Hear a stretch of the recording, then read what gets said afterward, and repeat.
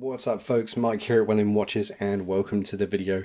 In today's video we're going to be taking a look at an Omega Seamaster Cosmic 2000 which is a vintage Omega wristwatch that quite often comes up in my workshop. I've worked on quite a few of these, and the reason I'm making this video is because I've seen quite a lot of people online on forums unsure as to how you gain access to the movement on this particular watch.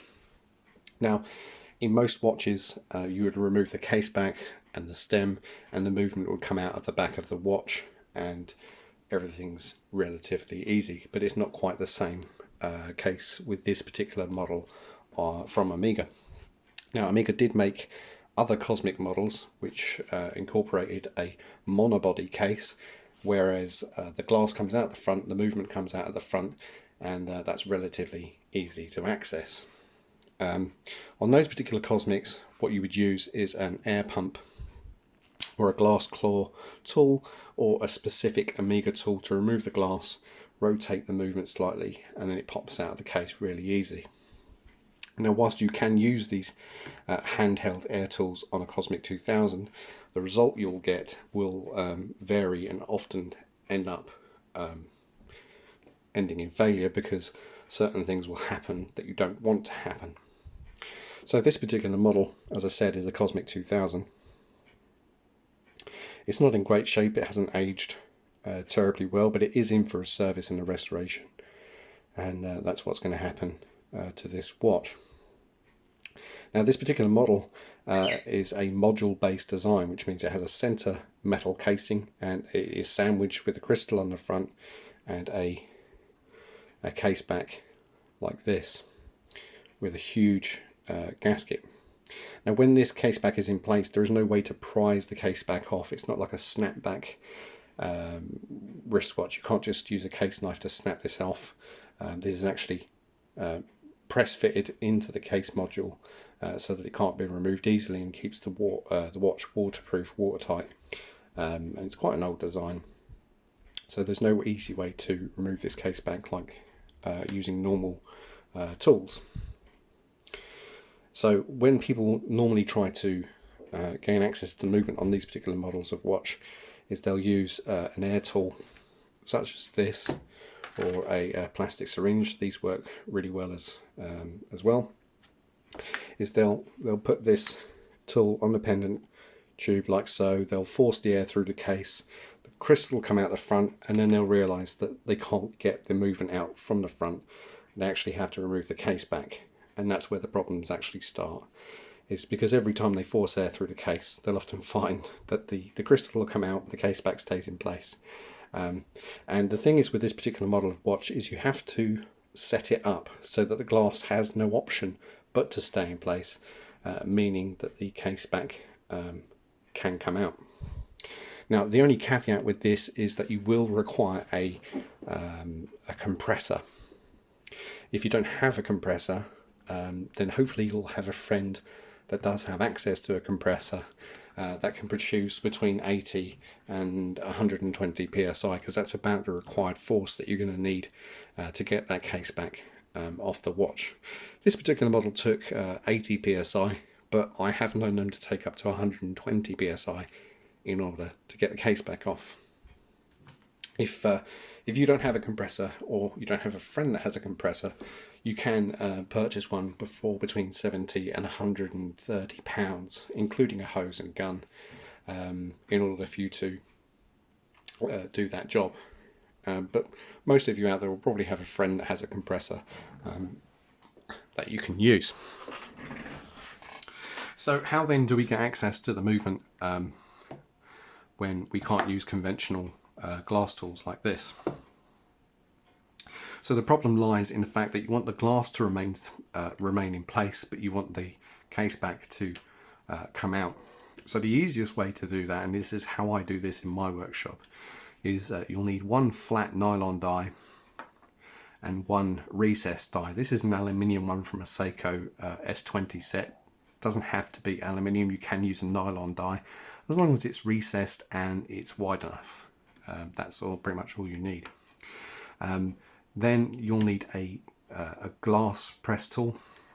This is a particular model that runs up and down very straight with a broad disc to keep an even pressure, but there's all different types, including one of these types of ones and other ones available out there. As long as it keeps it in place, that's pretty much all you'll need.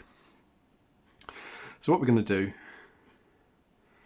is we're going to place the glass down on the flat die like so, and then the recessed die is going to go on the back. But what we want to make sure of is that the die is wide enough to go over the widest part of the case, but also has enough of a recess that the case back will easily fit into once it's been pushed out, which is what is the case with this this die. So we can imagine that this case back is actually already fitted. So you fit the watch glass down on the flat die, and then the recessed die would go over the back like so.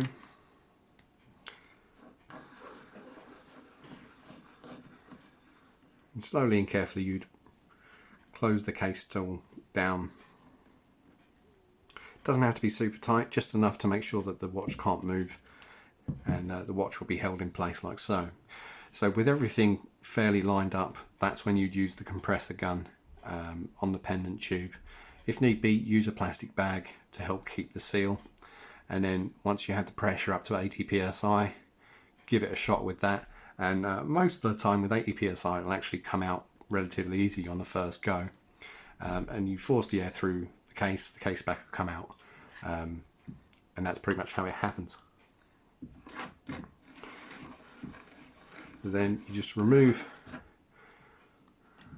the watch from the tool, and you should find the case back will be in the tool like that, and it'll be perfectly fine. It won't be damaged because it's only been able to travel a few millimeters up, and that's it. So, and there's relatively low amount of danger to damage to the movement with the compressed air, because most of the time the case back will give out and it will go, and the air will decompress into the atmosphere. It's not a problem. So this is how you get access to the movement. Although we can still see the movement from the back, how you get access to that movement is actually kind of in reverse, which I'm not going to show here, but I'm going to explain it here. So what we want to do is we don't want to put the case back on and then try pushing air through again to get the crystal out. You don't need to do that. So what will happen this time is we'll use a recessed die, again the same here, preferably as deep as you can get as possible. So if you have a lathe and you can make one out of Delrin, that's even better, but as deep as you can as possible would be great. And then the watch would sit in there like so, and you'd have a smaller die, not particularly this one, but a die of the correct size, and the die would go in there and you would push the whole movement through. But before you do that, what I would highly recommend that you do is removing the balance out of the watch first, and the rotor as well, before you go ahead and do that. So with the balance and the rotor removed, you'd find a plastic die that would perfectly match this diameter of this plastic grommet in here. That would go in there like so, and you would put that back in the case press. You'd slowly push down, and you'd actually feel when the glass falls out, you'd back it off, you'd take it out, you'd remove the glass, then you'd put it back, and then slowly you'd push the movement through. And just when it's about to fall out, you will feel this through the case press. You remove the watch casing, and the movement should just pop out relatively easy. Once that's done, everything is pretty much easy to maintain and work on. You can take everything apart. You can work on the movement, get that serviced and running, get a new glass, clean and relube the gaskets and get it all back together. But that's pretty much how it works. Now, the only reason I make this video is because I've seen a lot of posts online saying how do you get access to the movement on the Cosmic 2000, and that is pretty much how you do it.